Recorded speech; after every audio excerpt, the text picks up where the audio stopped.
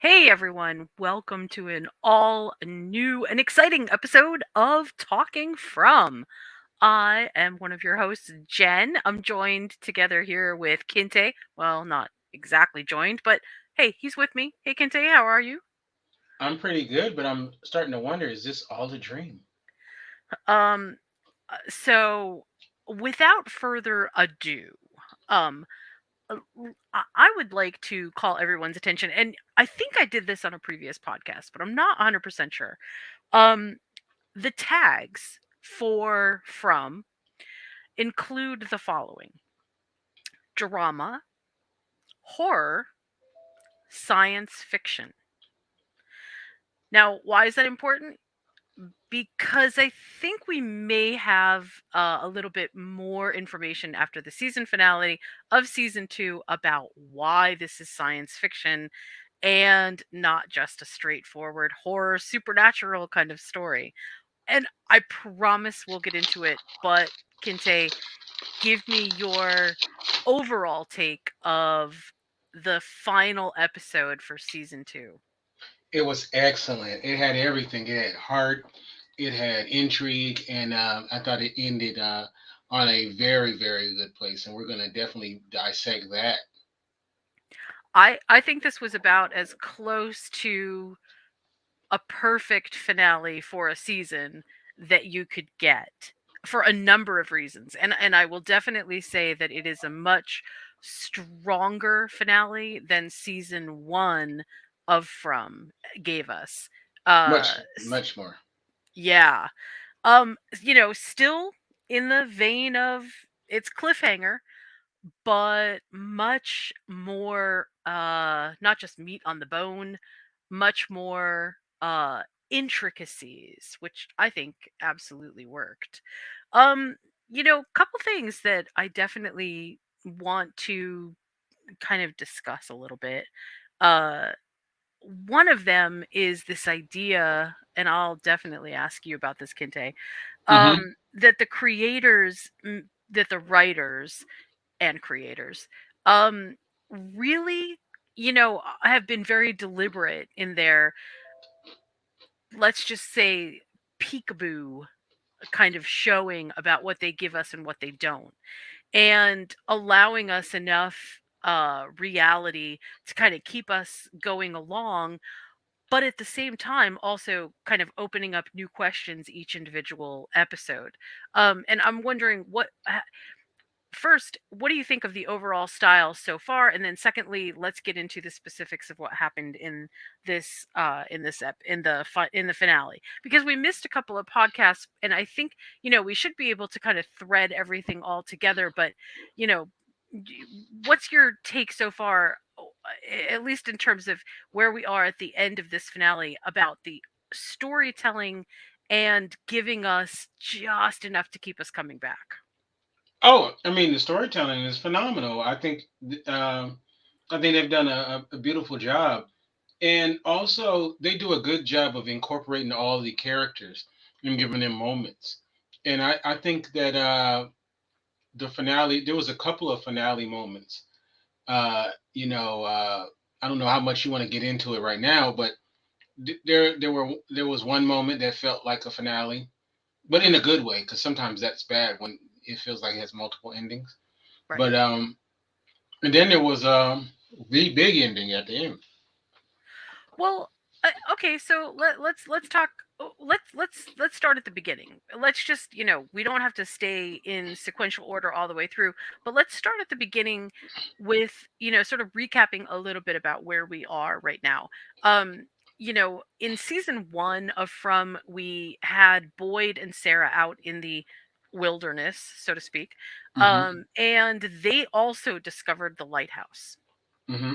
But they ended up in a faraway tree, and they were and let's remember who sent them to the faraway tree. Do you remember who sent them Victor. to the faraway tree? Well, who sent them to the faraway tree so that when they got to the lighthouse, basically so they wouldn't get to the lighthouse. Oh, the kid. Yeah. So we have a little bit of, I think, an issue here with whether the boy in white is a, Is he on the side of helping, or is he an antagonist? Do we know? We don't. I don't think we do know. But I can say that because he kept Boyd and Sarah from basically getting to the lighthouse, I think the lighthouse is kind of like the nerve center of whatever's going on. And I don't know exactly how to explain what's happening there, but we'll get into what the lighthouse looked like in a second. Up to this point, she's the only person who's gotten there. Even Victor's mom didn't get there. And we don't know exactly why Victor's mom didn't get there, but this is kind of interesting. Um, we also have a number of characters who I think, and tell me what you think about this, are being slowly driven mad by the nature of the puzzles going on here. What do you think about that? And what characters do you feel like have been most memorable so far this season? Well, now this Um, season. which it's kind of funny that his mother, Victor's mom, didn't get there when it seemed pretty straightforward and simple to get there. So, uh, but I guess I digress on that one. But I don't know why they didn't get there. But anyway, Okay. So let's stop for a second. Let's take a quick beat, and maybe Victor's mom did get there. And maybe something very similar happened to what happened to Tabitha at the end of this mm, season happened to Victor's mom. But right, Victor wouldn't have known about it, right? that's true. Right, Right. So it and she was found right outside of the faraway tree. right. So You know what? That makes sense. yeah, I think there could be a slight answer there. So which characters do you feel like have been the most interesting this season? Well, obviously Victor's pretty interesting. Boyd. I always forget his name. The guy who got attacked by the cicadas. You're talking about the guy from the bus? Yeah, yeah, yeah. Um, uh, was his now I just had it and now I just forgot it too. That guy. Uh, We'll just say that yeah. Uh, Elgin. guy. Yes. Let me ask you a question because Excuse me. maybe this is something that we should be thinking about. Okay. Uh, the people who seem to have any inkling about what's going on in this place seem to be the people who make appearances again. And when I say that, I'm thinking specifically of Elgin, and I'm thinking maybe the reason that Elgin knows what's happening from a quote unquote dream that he had on the bus is because Elgin's been there before, and possibly so had Abby. Oh, really? Hmm. It's Yeah, I like think that maybe like a loop, right? yeah, that's exactly what. So, okay, so I'll give you a chance to tell me what you think, what's your sort of forming theory right now, but I'll tell you Okay. what mine is first. So, my theory at the end of seeing season 2 finale is that the characters are in a simulation. And the simulation is something unknown. I do not have answers to that. But the simulation is built on sort of layers. And the layers that are required to kind of make this thing work include various numbers of people to keep the math, if you will, of the place running. And math seems to play an important part in all of this. Remember that the trees move, and Victor actually counts the steps to the trees and things like that. So there's the symbols. There are things. I'll get to a symbol about the hospital in a second, but there's some there's some things that definitely require math to work. And we keep thinking that all of this is supernatural and wow, things skip from place to place, and but if we think about this as a simulation, we don't think about being inside of as an example, a video game as supernatural. We look at playing from the perspective of a video game as okay, the simulation has us and we're just the avatars basically. And I think that that's what these people are. I think that the people, the characters of From, are playing their parts with inserted memories, and they are simply avatars. Now, why do I think they're avatars? Because at the very end of this season, we see Tabitha, and she walks over to the window, and there is zero reason, zero, for the camera to show us her reflection in the window, Mm, except we see a different person in the window reflection than the Tabitha that we know. Her hair color is different, her facial structure is different. This is an avatar. And I think that that is one big clue for me that this is a simulation. But two, and I mentioned this to Kinte before we came on air, they have done one of the coolest things, which is basically to wrap a plot point in a turn of phrase. They need to throw Tabitha off the trail. She can't solve this thing because they still need everybody in the simulation.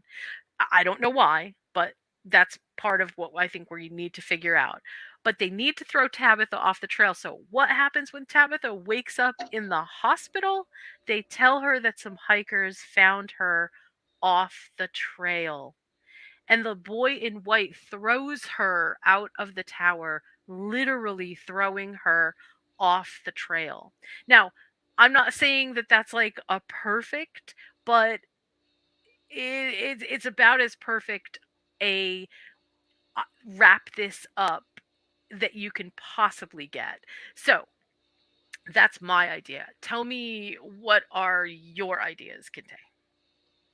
no, I mean, I 100% agree with you. Um, I mean, you definitely made me look at it in other ways.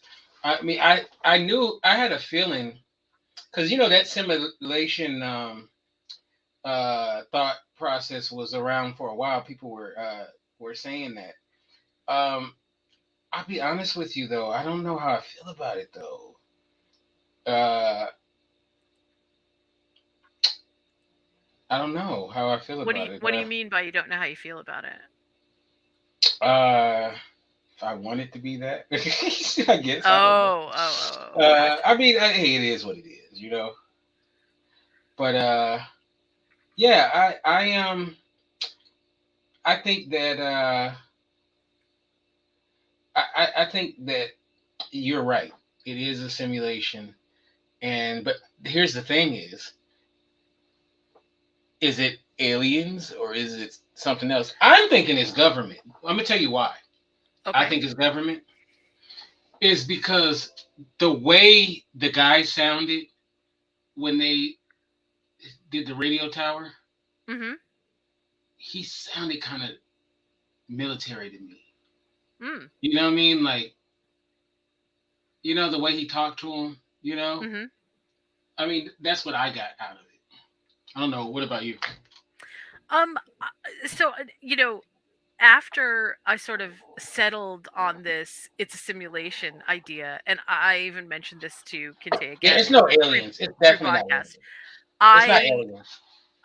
I felt like, okay, I got to go back and rewatch season one, because I think after you come to a little bit of recognition about what might be happening, some things in retrospect may start making more sense. So, hindsight is always 2020, but if you're looking back at what has happened over season 1 and season 2, this idea of it being a simulation, and I wouldn't throw anything out the window right now in terms of it being a simulation, but I will say this. There were some really interesting odd clues in where and what was happening with Tabitha. As Tabitha was, let's just talk about this real quick. As Tabitha was ascending the stairs in the tower, okay, which is, from a storyteller's standpoint, it's very metaphorical anyway, right? You have this beautiful sort of unfolding plot where you are getting to the heart of the matter, right? The lighthouse is sort of this is where everything is emanating from. And she thinks that she's off to save the children.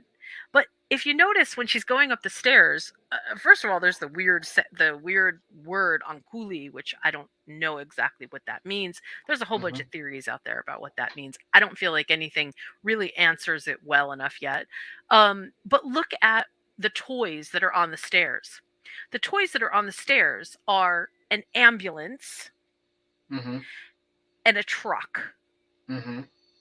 And it looks to me like the visual imagery is that perhaps Tabitha was in an accident, and that's why she's in the simulation. She's in the simulation because she was already hurt some way. And that's just, there's like, it's a little bit like, I don't want to draw a direct comparison, but it's a little bit like looking at this through the eyes of what we understand to be the Matrix, right? Mm-hmm. And part of the idea of the Matrix is keeping the participants as asleep as possible, but giving them a lot of conflict to deal with. Because if you remember what Agent Smith says, he says, we tried to make this perfection and nobody believed it. It crashed and burned and it was terrible. Mm-hmm. I feel like this is sort of along those same lines. The monsters are absolutely to keep people in terror. It's to keep people from experiencing any kind of lull where they might discover an answer, where they might discover an out. If you keep bombarding people with continual horror, do they find hope? I mean, we saw that in the last episode. What is it that they can do? How can they rise to the occasion I of I do figuring have a anything out? theory about the monsters.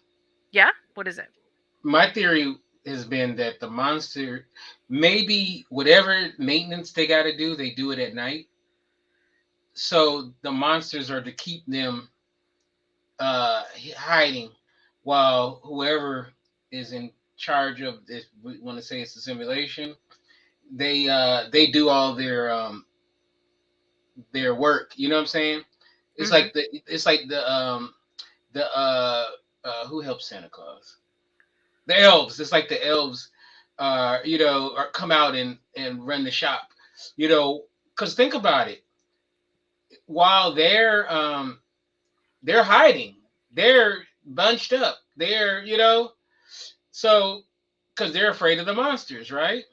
So wouldn't that be a perfect time for the powers that be to do whatever they got to do while everybody's afraid of the monsters So and hiding?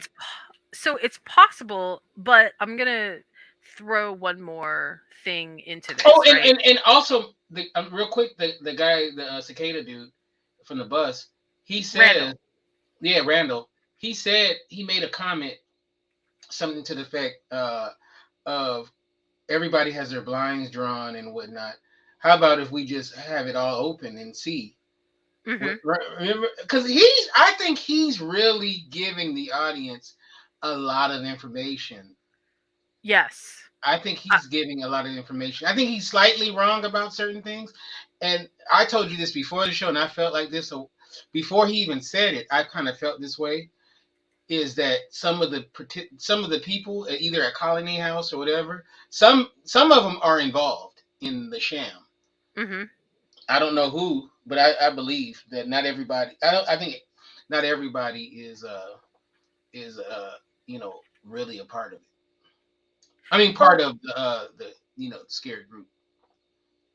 right. So some of the people are the test subjects, and then maybe some of the people are uh plants, some Hmm. kind of. But I think we need to look at this a little bit more. Oh, and, Um, and one more thing. Think about it. If you go, you can't just keep going because it'll get dark and you'll have to come back. that's right.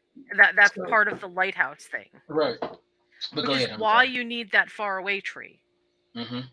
because you can't get there without the faraway tree. Hmm. Now, okay, now. let me address a couple of things that I have been thinking about through the season, but haven't really had kind of any voice to give to what it was that I thought that I was seeing. Whatever this project was, I think it was started in the 1970s. And Okay. specifically, I think it was started in the 1970s because it took me a while to think about why all the monsters were dressed a specific way. They felt sort of off, like there was nobody modern. It felt weird. Mm. What's happening here is whatever was programmed, if you will, whatever the simulation is, it was started in the 1970s. That's where I think the period dress is from. So that's one thing. And Okay. then and then the next thing is, I think if we look at what is being what's happening here, it is less about the people trying to puzzle their way out of this and more about how much stress can you handle. So each individual cycle is all about an amount of stress until it comes to a crescendo, and then they have to wipe the system clean, and then they have to start all over again. And it Hmm. would not surprise me at all if all the people who are in this simulation are actually all people who have already been in this simulation before. They just have different avatars. Mm. So it feels like there's a whole bunch of new people, but not really. They're actually the same people. Mm. Before they get to the town, they all have different memories and stuff, right? Right.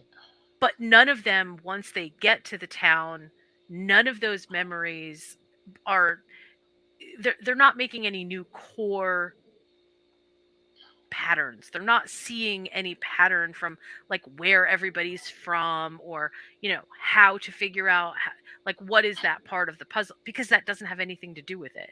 Right. I think that the simulation itself is about keeping people under the most amount of stress and then recycling the whole thing again and again. And I think that that's one of the reasons that Victor, despite the fact that he survived the first one, the town basically did what you would call a reboot when everybody died.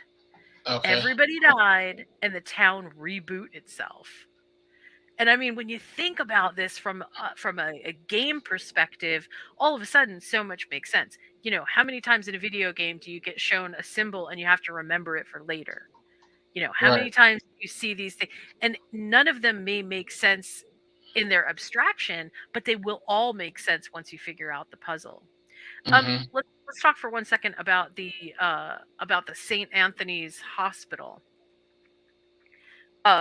Tabitha wakes up in St. Anthony's Hospital, Okay. um, which is, kind of interesting. We don't know what St. Anthony's Hospital she's in, and I didn't get any feeling from her looking out the window that she knew where she was either. Did you? No, she didn't.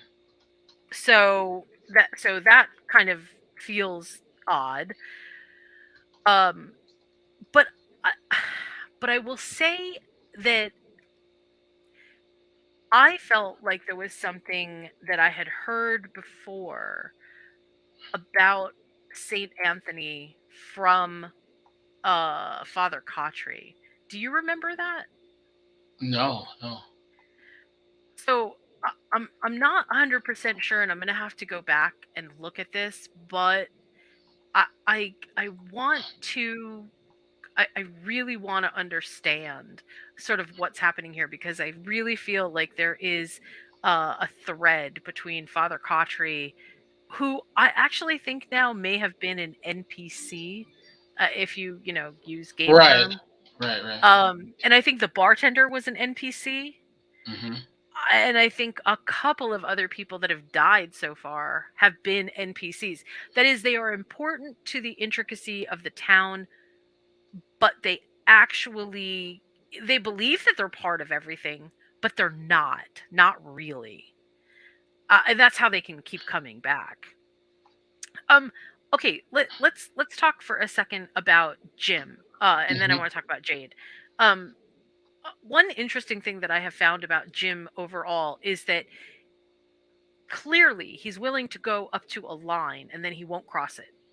Like, Right. he obviously wants to know what's going on. He wants to keep his family safe, but he's not willing to do things like, we didn't get to discuss this, but he's not willing to hurt Donna, Hmm. right? That to me seems pretty important, just in terms of not just what he's willing to do, but the fact that he let Tabitha go. That, I don't know. There's something about that that doesn't feel right to me. What do you think about that? Yeah, huh? Yeah, it doesn't feel right. Yeah. I mean, he's been so incredibly protective of everyone. And I'm not saying that he could have prevented Tabitha from going at all. Hmm. But I don't know. Something just feels a little bit off about Jim in that respect. Like, you spent all this time protecting your family and now you're willing to let her go? Why? Why? Yeah. That I'm not 100% sure what's happening there. Um so going back to the whole St. Anthony's thing, I just wanted to sort of give people like an idea of what the 13 miracles, well, I won't go into 13. I'll just go to the some of the big one. Some of the big ones, I should say. Um St. Anthony had these things called 13 miracles attached to him. Hmm. And one of them is about dead people that speak, Hmm. which I find very interesting. Another one is a drowned child, Hmm. which I also feel like is kind of interesting. And then there's the sermon to the fishes. And remember how we keep talking about this place, this lake, this boat, this, Right. legendary, have it they don't know this. They somehow they just all think that that's what's happening. And one of the things that I keep going back to over and over again is that um in storytelling there's this sort of method, well, not method. There's a there is a structure, and the character choices that you make are important. And one of the structure choices for characters is this character called a threshold guardian.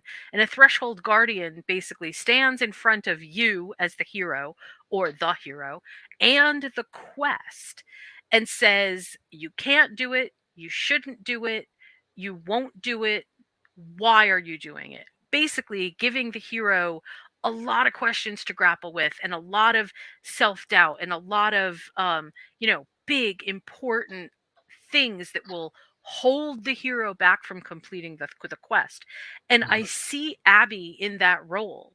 She is absolutely a threshold guardian. She keeps telling Boyd, this is not real. You're not and then in the end, in our last episode, she gets to the point where she's basically telling him it doesn't matter. Whatever you do doesn't matter. And Boyd says, I don't care. I'm going to Right. try to make a difference anyway. That, I mean, do we believe Abby or do we believe Boyd? What do you think? Boyd. I believe Yeah, Boyd. I mean, generally, I kind of tend to believe Boyd too. What do you think about Boyd getting shot? I know. I was like, oh my god. Like, yeah. No, that was a. I was like, if he had to go through more crap, oh Lord. But don't you think that Boyd getting shot was actually like part of the place trying to protect itself? Mm. Oh well, he obviously He that figured that it out. yeah, and then he had that battery put in his back. The guy who did it, Mhm. So no, yeah, I guess you're right. Yeah. I I'm not saying that the town in From, which they don't even have a name for, I'm not saying that it has like a sentience of its own, but I am Hmm. saying I do think that in terms of simulation, there is clearly a hierarchy of things that happen and ideas that are getting put into people's heads, similar to the way that they were with Sarah, Hmm. which says, okay, in order for this to happen, this should happen. What better way to put Jim and Tabitha under stress than to kill their kid, who, after they've already lost a child, would they completely abandon hope or would they continue on? And like everything that how do we get Boyd to lose hope? Well, maybe his wife gets killed. Maybe we start killing off all the people that he cares about, Father Cautry, the townspeople. Maybe we make it feel like there's no hope. And I think that that's really, I don't know, And personally, I just I feel think it. that scene where he's being blasphemous towards God too, as Uh-huh. well as which when when he's what I'm talking about, when he has that I do. scene where Where he he's knocks talking over about. the where he knocks Yeah, over the mailbox. yeah, that was important too. Because they were talking about hope and all of that kind of stuff, like you were saying. Yeah. So, okay, so let's talk about Donna for a second. Hmm. So at first, I thought that maybe Donna was, maybe Randall is not 1,000% wrong about Donna. Right. Maybe there is something. How does Donna always know where Boyd is? Yeah, I think is in on it. I really believe that Donna's in on it. I don't know if Donna knows that she's in on it, but I think somehow she is being whispered to some. I don't know how, but I want to go back to the first season and talk about Sarah again, because it's Sarah that we sort of get all of the dramatic understanding of how people can be communicated to through the town, right? Hmm. Through the townspeople. And Sarah, she got messages on her arm, she heard voices. Um, she truly believed that what she was doing was the right thing. And we know that it manifests in a lot of different ways. So maybe Donna is experiencing something similar to what Sarah was experiencing, but she feels like she can control it. Yeah. Hmm. I All don't right, know. Hmm. Go ahead. let's talk about Jade for a second. Hmm. One of my Oh favorite. yeah, that Jade, he's another. They did a great job with his character this season. As opposed to last season, he was kind of annoying, but I Yeah. mean, he's still kind of annoying. But I enjoyed his character much more. Well, let's talk about Jade. In specifically, I'm thinking of one scene, right? I'm thinking of the scene when the the bartender comes back and he rationalizes that the bartender is back because he's having a psychotic break or having a psychotic episode or whatever. Hmm. And it's just very nonchalant for him. Um and and the bartender says to him, "Aren't you going to question this?" Now, usually your manifestations don't question the sanity of like, that's not a thing. So I felt like that was super interesting, but I felt like it was most interesting when it happened, that it happened when Jade was trying to make sense out of nonsense. He Hmm. had all the broken bottles on the table and he was trying to find patterns. Mm. I mean, I don't know about you, but what did you think about that? Oh no, he's first of all, he's always doing something of that sort. And I thought that was cool because at first he when he had it wrapped in the towel and he broke it, I was like, "What is he doing?" And then I started to realize, "Oh, okay." And then when he had that moment in the cave when he looks up, I don't know. I mean, you knew something was gonna happen, but I thought that was pretty cool. Cool scene. Yeah, I did too. I also like the idea that even though he is scared to death, he still goes into that cave. Right. And I'd have been scared. and just as a sort of like a weird, side note, remember the doll that's in there? Yeah, yeah, yeah, yeah. Yeah, that doll was not there in that position before. That Right. doll was someplace totally different. So I struggle with what that might mean, but honestly, there's obviously something else that's happening, and I feel like Jade also is sort of like in the middle of something that maybe ties in with everything with the kids, in sort of like the sacrificial, almost like a scene from Alien. Hmm. and then he looks up at the top of maybe what is a well or something, and I don't know what that thing is above, but I think that structure above was there for a reason. Yeah. What did you think about that whole thing about Yeah. him in the caves? Oh, I thought it was. I mean, when he first did it, I was like, "Oh my god!" And he's gonna do this by himself. And like I was like, "Oh no, don't do it."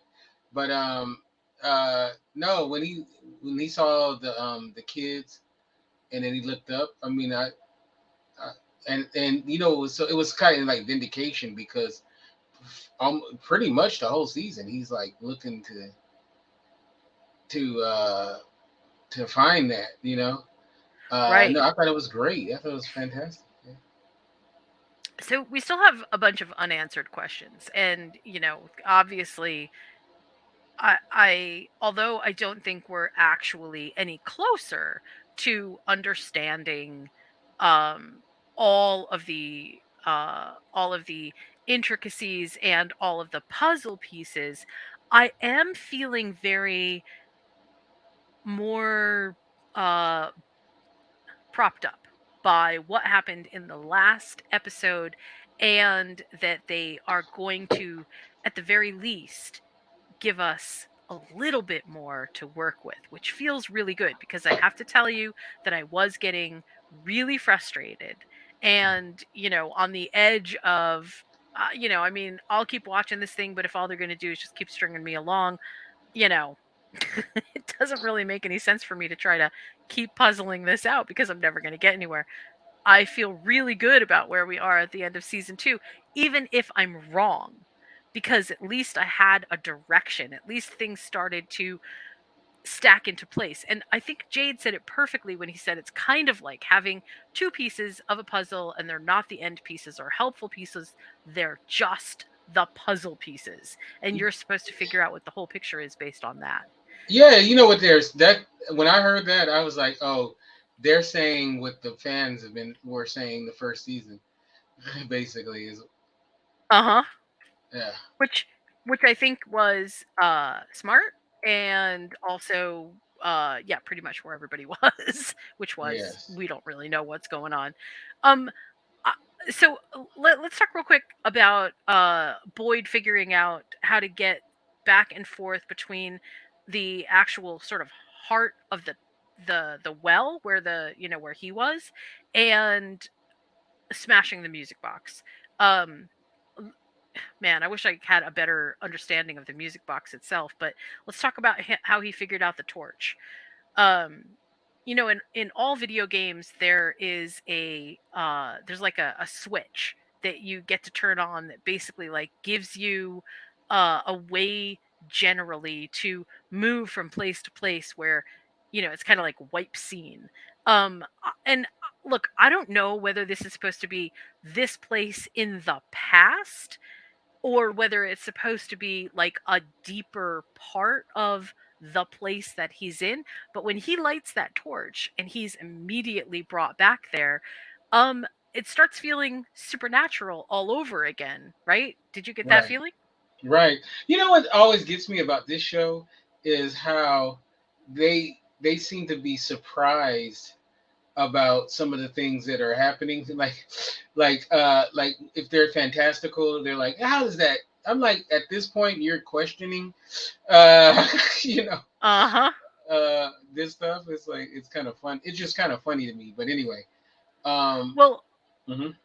I was just gonna say, and this is like one of the most frustrating parts of From. it, Boyd figures it out during the moment of supreme hope that should be happening in the entire town, with his son and Fatima getting married. That should be a moment of joy and supreme happiness and hope for the future. And what's Boyd doing? He's puzzling out what his son said in the ceremony as you'll be my light in the dark, to how can I help the rest of this town. And so he sort of undercuts his ability to have hope in the immediate sense, and he ends up with this, oh, I know what happened. When I left the cave, I extinguished the torch and I ended up outside. So if I ignite the torch and then go in, then I will be back in the cave. And he was right. He was totally right. But I Hmm. just found it supremely interesting that he discovered that at a moment when he should have been absolutely invested in what his son was doing and instead was miles and miles away. Yeah, because they asked him, "Where are you right now?" Right, Donna did. Yep, Yeah, yep. Yeah, I thought that that was super interesting. So yeah, anyway, I agree. so I there's lots and lots to talk about. Maybe we can do kind of another podcast episode where we can recap a bit more of some of the other episodes that have happened this season. But in terms of where we're at, how comfortable do you feel with the storytelling going forward? No, I feel much more um, comfortable. I do kind of want to have an idea though, like how long do they plan on it going? Uh, because you know this it can't go on forever. Much like I know we keep referring back to Lost, but much like Lost, they do need to have a end point. Hmm. And I don't think it should just go on forever.